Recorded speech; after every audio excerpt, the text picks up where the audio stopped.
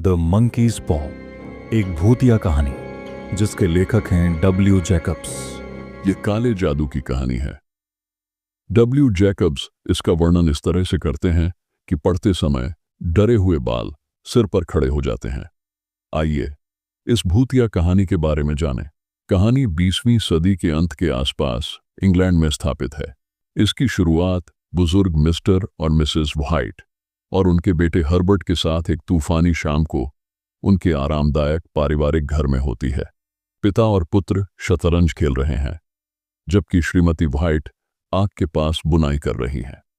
उनकी बातचीत से यह स्पष्ट है कि वे किसी आगंतुक की प्रतीक्षा कर रहे हैं। आगंतुक शीघ्र ही आ जाता है। मिस्टर व्हाइट ने उनका परिचय सार्जेंट मेजर मॉरिस के रूप में कराया। परिवार उसका गर्मजोशी से स्वागत करता है और जैसे ही वह शराब पीकर आराम करता है, वह उन्हें भारत में अपने समय की रोमांचक कहानियां सुनाता है। मिस्टर व्हाइट टिप्पणी करते हैं कि वह भारत के अजीब और विदेशी दृश्य देखना चाहेंगे, लेकिन मॉरिस कहते हैं कि उनके लिए घर पर रहना ही बेहतर है। मिस्टर व्हाइट को बंदर के पंजे की वह अजीब कहानी याद है जो मॉरिस ने हाल ही में उन्हें सुनाई थी। मॉरिस कुछ अनिच्छा से उन्हें पंजा दिखाता है और घोषणा करता है कि एक बूढ़े भारतीय फकीर ने उस पर जादू कर दिया है। परिणाम स्वरूप मॉरिस के अनुसार पंजे में 3 इच्छाओं को पूरा करने की शक्ति होती है, लेकिन इस प्रक्रिया में यह इच्छाधारी पर विपत्ति लाता है।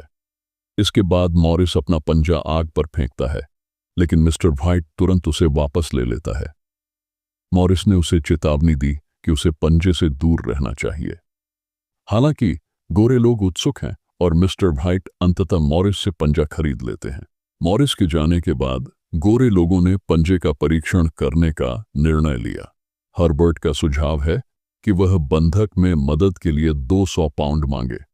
मिस्टर व्हाइट पंजे से इसकी इच्छा करते हैं और जब उन्हें यह महसूस होता है कि यह उनके हाथ में हिल रहा है तो वह चौंक जाते हैं और कुछ नहीं होता है, और हर्बर्ट उपहास करता है कि उसे कभी भी पैसे देखने की संभावना नहीं है। इसके बाद मिस्टर और मिसेस व्हाइट बिस्तर पर चले जाते हैं। हर्बर्ट थोड़ी देर के लिए कमरे में रहता है और आग में चित्रों की कल्पना करता है।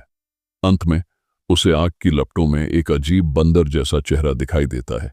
यह दृश्य उसे डरा देता है। आग पर डालने के लिए पानी की ओर बढ़ते हुए वह गलती से बंदर के पंजे को छू लेता है, जिससे वह और भी चिंतित हो जाता है। इस अस्थिर मनोदशा में वह भी बिस्तर की ओर चल पड़ता है। अगली सुबह उज्ज्वल और हर्षित होती है और हर्बर्ट पिछली रात की अपनी शंकाओं को दूर करने में सक्षम होता है। वह अपने माता पिता से बंदर के पंजे के बारे में मजाक करता है और फिर काम पर निकल जाता है। श्रीमती व्हाइट इच्छा करने के बारे में अपने पति को चिढ़ाना जारी रखती है, लेकिन वह भी कुछ घटित होने की तलाश में रहती है और जब सुबह का मेल केवल एक बिल लाता है तो निराश हो जाती है। हालांकि जब एक अच्छे कपड़े पहने अजनबी अप्रत्याशित रूप से सामने के दरवाजे पर आता है तो उसे आश्चर्य होता है। वह उसका यथासंभव स्वागत करती है, यह विश्वास करते हुए कि वह उनके लिए 200 पाउंड के बारे में अच्छी खबर ला रहा है। दरअसल वह उन्हें यह बताने आया है कि हर्बर्ट की काम के दौरान एक दुर्घटना में मौत हो गई है। मिस्टर और मिसेस व्हाइट इस खबर से पूरी तरह टूट गए हैं, लेकिन अभी भी इससे भी बुरी खबर आनी बाकी है। अजनबी का कहना है कि उन्हें मुआवजे में 200 पाउंड मिलेंगे, बिल्कुल वही राशि जो मिस्टर व्हाइट बंदर के पंजे का उपयोग करने के लिए चाहते थे। हर्बर्ट के अंतिम संस्कार के बाद उसके दुखी माता पिता परिवार के घर लौट आए, जो अब उजाड़ दिखाई देता है। कुछ रातों के बाद मिस्टर व्हाइट जागते हैं और अपनी पत्नी को खिड़की पर अपने बेटे के लिए विलाप करते हुए पाते हैं। फिर उसने उसे यह सुझाव देकर चौंका दिया कि उन्हें हर्बर्ट के दोबारा जीवित होने की कामना करने के लिए बंदर के पंजे का उपयोग करना चाहिए।